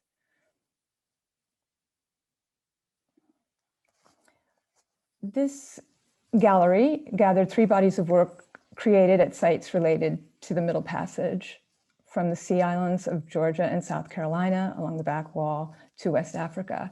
And you can see that this presentation is very much an homage to the project exhibition that we have heard about. All of these bodies of work look at architecture and landscape and focus on the expressions of culture and politics embedded in the built environment. They are sacred spaces, devoid of living souls, but haunted by ancestors. Could I have the next slide, please? On the left wall, you have selections from Slave Coast from 1993, images shot in Ghana and Senegal. And could I have the next slide? And on the right here, you see Africa from 1993. It's a retelling of the story of Adam and Eve, inspired by dwellings in Mali. And on the back wall, and what you see to the left here is the first of these bodies of work from the early, this one's from 91 to 2, which focuses on the Gullah culture of the Sea Islands, where many African and early African-American cultural traditions have endured. Could I have the next slide, please? So this is a corner grouping from the Sea Island series. And you can see here how these images are accompanied by panels. In this case, these text panels trace English words to their African roots. Could I have the next slide, please? This, of course, is an installation view of From Here I Saw What Happened and I Cried, which, like the kitchen table series, was presented in its entirety in the gallery, which it wrapped around. Could I have the next slide, please? And this is, in fact, MoMA's edition of the piece, which they kindly lent to us for the show. Could I have the next slide, please? And I just simply observed that the complete installation of 33 photos being in that space provides the opportunity to read the text from beginning to end and hear the lilt of the voice. I hear Carrie Mae's voice in some of the sing-song refrains that are etched on the glass. Could I have the next slide, please? These two pieces will be featured in an upcoming Guggenheim collection show that is curated by my colleague, Ashley James. This show will open in early April, and it promises to be a revelatory and important historical recentering of our collection, and specifically of the Black and women artists' work in the collection. Could I have the next slide, please? In 2002, Carrie began staging images of herself in historically significant sites. Here you see a grouping of the intimately scaled Louisiana project. Could I have the next slide, please? This performative gesture, this intervention in space with her back always to the viewer or camera, has profound significance in the work to this day. Could I have the next slide, please? And now you see the gesture writ large in these 2006 photos from the Roaming series, which was shot in ancient and modern Rome. Could I have the next one, please? As we have heard, Carrie appears here as a ghost of history, and also as a pointed reminder of this exclusion from history of this body, of this Black woman. Could I see or have the next slide, please? Roaming leads to the museum series, where the institutional critique embodied in the work is direct. In front of us, in front of you, you see the Louvre from that series. Could I have the next one, please? And this is, on the left, the most recent work, in that it was made in 2011 when the show was organized, from the series Slow Fade to Black, which features these blurred publicity photos of famous African-American women performers of the past, in this case, Josephine Baker, Lena Horne, and Catherine Dunham. Each of the images is purposely out of focus, suggesting their fading presence in our collective cultural memory. Next slide, please. Here you see two images from Constructing History, a requiem to mark the moment, and the video to the right is directly related to the series. This work characterizes the aesthetic of reckoning that Sarah Lewis speaks of in the October Files. There were several videos in the show on monitors or projections within the exhibition space and in our new media theater. And of course, video is essential medium for Carrie. It brings out the cinematic aspect of her photography. It amplifies the work musically, and it's significantly integrated into live performance pieces like Grace Notes. Next slide, please. Thomas has spoken about the convenings, and this is a performance that took place at the end of the 3-day convening, past tense, future perfect. It's a performance by Magda Campos. It's called Habla la Madre, The Mother Speaks. And it was a celebration of the show. Here you see Campos Pons appearing as a personification or a goddess of the Guggenheim, in what Nikki A. Green has noted as a performance being in harmony with Weems and in dissonance with the museum space. Could I have the next slide, please? It was very much a procession, like the project event that's been described. Campos Pons entered the rotunda with attendants and musicians led by Neil Leonard, and she performed a series of actions and incantations as she moved up the ramp into the exhibition. And at the end of this performance, there was a beautiful musical interlude directed by Craig Harris, the same trombonist who played the didgeridoo at MoMA. Can I have the last slide? I guess in conclusion, I just want to say that this exhibition and the live program and getting to meet Carrie Mae Weems has been a transformative experience for me personally and for the Guggenheim Museum. And for that, I want to say thank you, Carrie. And thank you, Jenny, for this sweeping look at Carrie's work in the context of her retrospective at the Guggenheim. I am delighted to introduce Kimberly Juanita Brown, Associate Professor in the Department of English and Creative Writing at Dartmouth College. Kimberly research examines visual material as a way to negotiate the parameters of race, gender, and belonging. Kimberly's first book, The Repeating Body Slavery's Visual Resonance in the Contemporary, published in 2015, examines slavery's profound ocular construction and the presence and absence of seeing in relation to the plantation space and the women who exist there.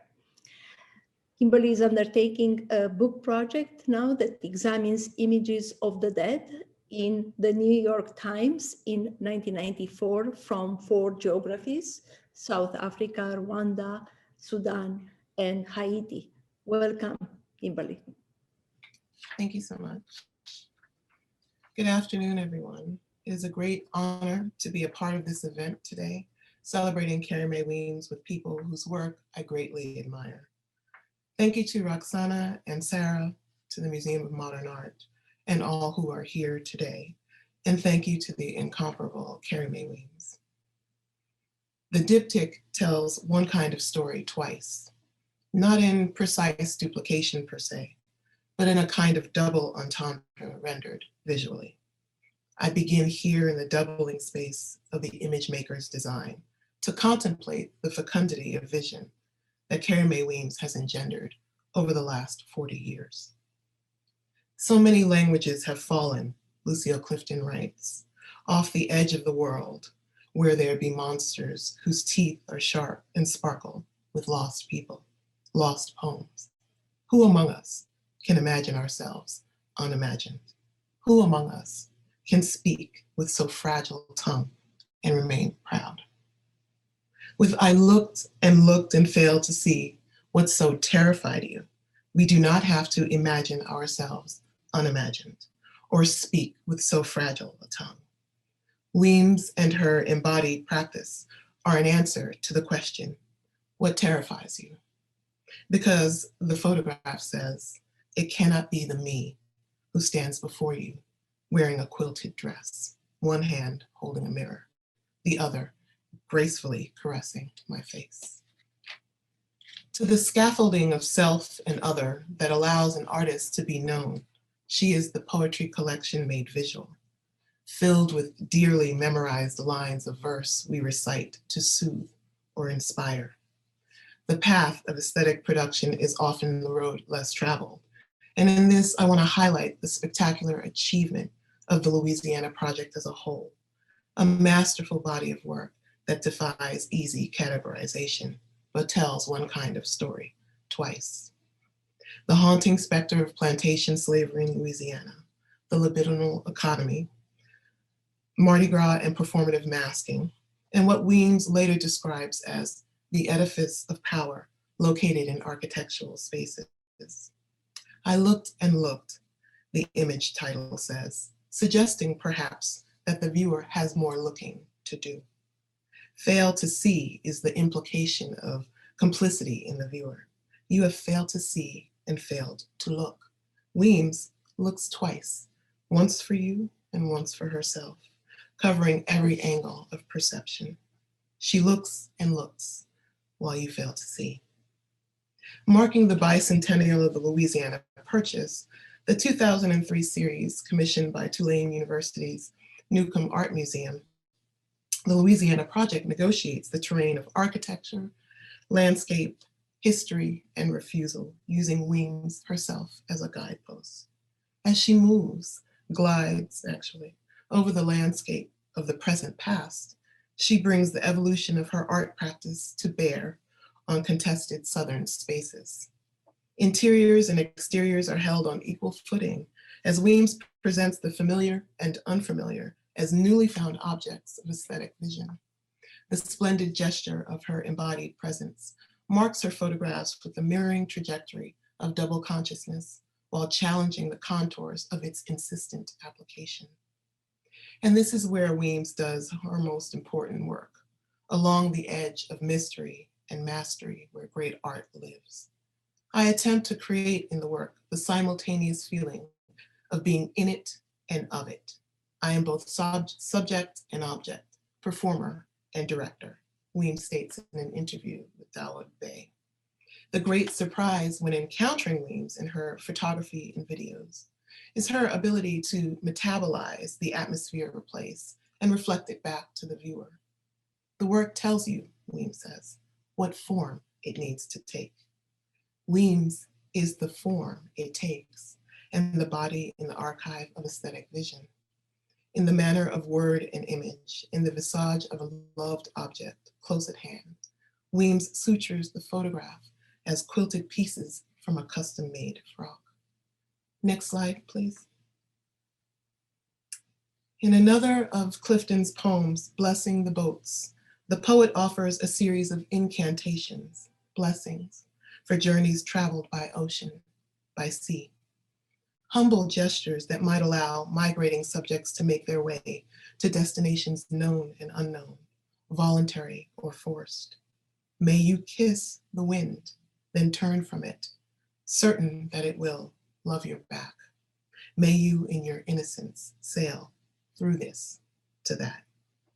We sail through this to that with this woman, Weems, as our guide.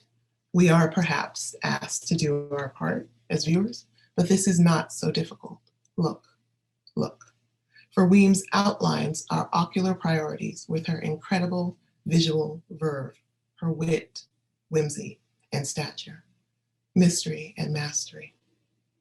I am one member of a larger constituency of scholars, writers, curators, and artists who could not imagine what their work would be without Weems's decades-long engagement with questions worth asking, the ethereal and the material arc of human understanding.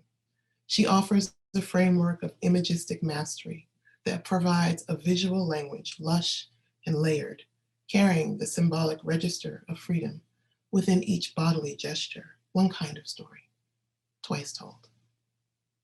Thank you. Thank you, Kimberly, very much.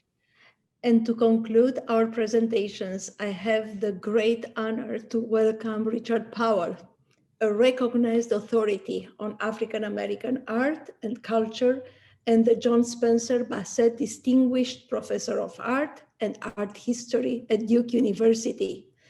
Rick has written extensively on topics ranging from primitivism to postmodernism, including such titles as Homecoming, The Art and Life of William A. Johnson, and in 1991, Black Art, A Cultural History in 1997, and Cutting a Figure, Fashioning Black Portraiture in 2008.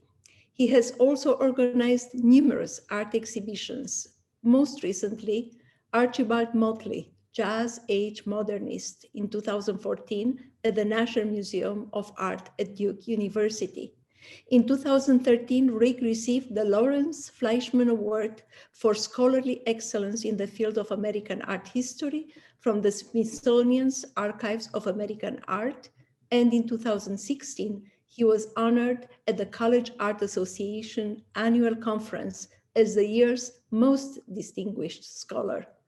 His most recent book, Going There, Black Visual Satire, published by Yale University Press, is focused on the history of satire, racial politics, and contemporary art. Thank you so much for joining us, Rick. Thank you so much, Roxana. and thank you so much, Sarah, for inviting me to be a part of this extraordinary event. I also want to thank the Museum of Modern Art for organizing this and bringing us all together on this really, really auspicious occasion. And I want to thank Octoberfile for having the foresight to commission Professor Lewis to organize and to create and put together this really, really important and much needed work on the art of Carrie Mae Weems. And I want to thank my esteemed co-presenters. I've been sitting here and absorbing and enjoying and taking notes and really feeling quite inspired by all of the things that you said. Thank you so much for your brilliance. And finally, I want to thank Carrie. I want to thank you for your inspiration. I want to thank you for your information. And I want to thank you for your generosity. Next slide, please. One of the characteristics of postmodernism was the reimagining of mass media visual genres like print advertisements, commercial film and television, the documentary arts, and even the photographic snapshot, so as to roguishly critique contemporary society.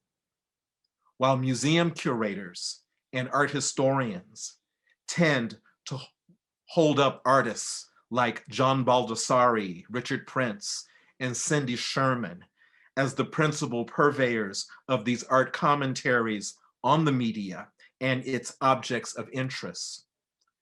The early works of artist Carrie Mae Weems, especially her Ain't Jokin' and American Icon series, should also be factored into this pivotal moment of late 20th century art and visual culture. Ode to Affirmative Action, a 1989 mixed media work by Weems from this same time period, is certainly a keynote among these other signifying statements, but it stands out in a special way. Next slide, please. The mass media visual genre that Carrie Mae Weems interrogates in Ode to Affirmative Action is the 78 RPM record and album cover, a packaging format for long-playing records since the late 1930s. The cardboard album cover had become, by the 1950s, more than a utilitarian sheath. It was a marketing tool, a two-dimensional design that subliminally communicated to audiences something about the recordings contained within and their musical artists. Weems was cognizant of the album cover's outsized role in presenting highly stylized portraits of Black male and female recording artists, mostly photographic representations, which via idiosyncratic camera perspectives, theatrical lighting, and studied chiaroscuro created expressive, highly imaginative Black figures whose music, jazz, rhythm and blues, gospel, and mainstream pop matched the atmospheric portrayals on the album jackets and deeply resonated with audiences. Vendable, mobile, and visual extensions of the recorded sounds, these spectacular Black portraits formed a sizable body in an incalculable number of African-American homes for decades, offering their collectors both oral and visual imaginaries that, in light of a socially tumultuous, racially fraught, post-civil rights era, inspired passions, soothed nerves, lifted spirits, and stirred listeners to action. Next slide, please. But rather than mindlessly mimicking these artifacts from a time and place before their obsolescence with the early 1980s advent of 5-inch plastic jewel-cased musical compact disc. In Ode to Affirmative Action, Carrie Mae Weems created a postmodern homage to the 78 RPM record and 12-inch square album cover, a tribute that through insightful visual and textual elements commented on past histories and analyzed more recent social conditions. Framing the paperboard album jacket and its vinyl content in the mode of a commemorative display for an award-winning musical recording, Weems assumed the persona of a mid-20th century Black American chanteuse, a dramaturgical practice she will enact in subsequent photographic series with comparable ironic effects. But as a visual prelude to the blurred publicity shots of assorted Black divas in her 2010-11 series, Slow Fade to Black, Weems's depicted character, Dee Dee, in Ode to Affirmative Action, carries a tragic dimension to her manifest talents and show business personality. Weems understands that in spite of the glamorous photo shoots and gold record generating sales, Black female musical artists from Bessie Smith to Aretha Franklin conducted their careers from a disadvantaged position, where entertainment industry power brokers held their singers in unfair, indenturing, artistically restrictive contracts, and where agents, record company executives, and even family members and friends were too often the sources of exploitive schemes. The words in the title of Dee Dee or Weems's record album, "If You Should Lose Me," are not only a refrain from a 1962 rhythm and blues hit song, "You'll Lose a Good Thing," by singer and artist Barbara Lynn. Weems's "If You Should Lose Me" poses to viewers an indicative conditional, whose invisible but inferred consequent, "Oh yeah, you'll lose a good thing," lies behind the various pictorial, textual, and narrative components in Ode to Affirmative Action. And Weems, being a knowledgeable and highly conversant illuminata of African-American culture, relied on this album's suggestive title to guide her audiences through the work's implicit grievance, as well as the racial metadata prompted by representative terms like affirmative action and place names like Clarksdale, the latter a significant place in the history of the African-American musical genre, the blues. Neither didactic nor conventionally legible, Ode to Affirmative Action pursues its postmodern agenda largely through these aforementioned visual and cultural reference. And yet, one should not lose sight that, as the title of Carrie Mae Weems's work makes explicit, her critiques are set within the very idea of an ode. Defined in the Oxford English Dictionary as a lyric poem in the form of an address to a particular subject, elevated in style or manner, and often meant to be sung. An ode, in this instance, trades on its oral associations so as to make Weems's simulated gold record a Black artist's universal plaint. Sardonically labeled here with the authenticating stamp of the Mississippi Delta, as well as with a politically charged policy that, despite its objective of bridging inequalities, fails when it comes to giving Black women equitable treatment or rewards based on abilities. Ode to Affirmative Action both commemorates a good thing and evinces an early artistic achievement by an artist who, as time will demonstrate, continues on this revelatory yet provocative path and remains an impressive artistic presence. Thank you, Carrie. Thank you, Rick, for this powerful and revelatory ode. Words can't even express how thankful I am to all the speakers, to all the presenters for this magical afternoon of love and insightful perspectives. We are, unfortunately, well past 3:30. And even though we will not be able to take questions, we greatly appreciate everyone's comments and also participation. And I'd like to warmly thank all my colleagues at the Museum of Modern Art, specifically in the photography department, for their unwavering support. Nothing that we do here is singular, but always a communal effort and teamwork.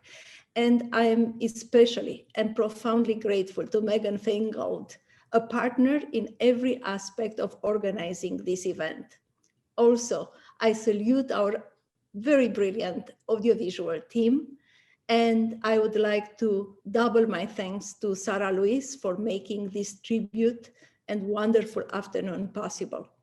Thank you to all our guests who have joined us today to celebrate Carrie Mae Weems, a profoundly inspiring artist who has illuminated the relationship between art and justice in unprecedented ways, a luminary of our generation, and the visionary artist of the 21st century.